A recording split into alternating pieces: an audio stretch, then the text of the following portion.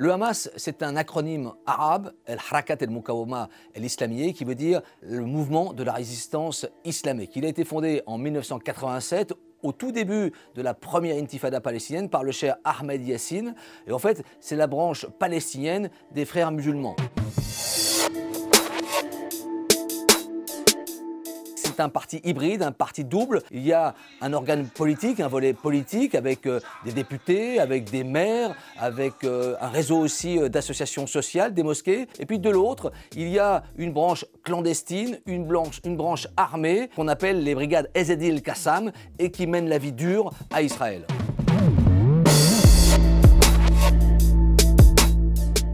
Depuis 2002, à la tête des brigades Ezed el-Qassam, c'est-à-dire la branche armée du Hamas, il y a un personnage énigmatique, presque fantomatique, qui s'appelle Mohamed Deif. Il a été victime d'un attentat en 2006 qui a failli lui coûter sa vie. Il a perdu un œil, un bras et sa jambe. Il est aujourd'hui recherché par Israël, donc depuis une vingtaine d'années. Sa dernière photo officielle remonte à plus de 20 ans. On ne sait pas où il se trouve, on ne sait pas s'il est vivant. En tout cas, c'est lui qui est à l'origine de la stratégie militaire du Hamas, notamment celle qui consiste à développer tout un réseau de souterrains à Gaza pour que les combattants se déplacent de manière invisible. Et c'est lui qui est à l'origine de tirs massifs de roquettes sur Israël.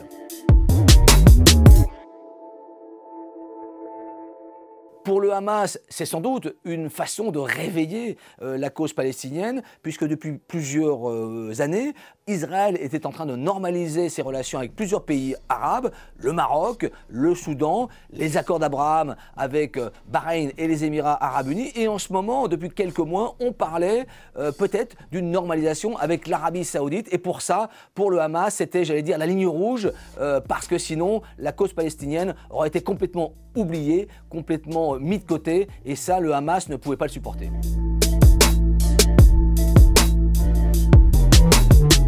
Pour le Hamas, c'est véritablement montrer ses muscles, c'est quasiment effacer l'autorité palestinienne de Mahmoud Abbas, qui est en Cisjordanie. On a l'impression qu'aujourd'hui, c'est le Hamas qui est à la tête du combat des Palestiniens, d'un point de vue militaire, presque d'un point de vue politique. On a une autorité palestinienne qui est complètement dépassée, avec Mahmoud Abbas qui a 88 ans, qui est quasiment hors jeu. Et donc pour le Hamas, évidemment, c'est maintenant le premier mouvement sur la scène palestinienne. Et donc pour le Hamas, maintenant, ça va être de rentrer sous terre, parce qu'ils s'attendent à ces représailles israéliennes qui vont être massives, des représailles par les airs, avec des bombardements, et sans doute une opération terrestre qui va être dévastatrice. Donc le Hamas va faire le dos rond. Ça va être très difficile de l'éradiquer complètement parce qu'il y a une branche militaire, mais il y a une branche politique. Et puis le Hamas est au milieu de la population. Les militants, les combattants vivent parmi 2 300 000 Palestiniens, beaucoup de réfugiés. En plus, Gaza, c'est un territoire exigu avec une hyper-urbanité. Vous savez, vous avez des densités de population à 100 000 habitants par kilomètre carré, avec des camps de réfugiés. Donc là, on s'attend évidemment à des combats féroces. Il y aura beaucoup de pertes dans les rangs du Hamas parce que les commandos israéliens, l'armée israélienne va aller chercher ces militants, ces combattants, maison par maison. Ils vont dynamiter les tunnels. Donc c'est sûr que le Hamas va être affaibli, mais ce n'est pas pour autant qu'il va disparaître complètement de la scène politique et militaire à Gaza.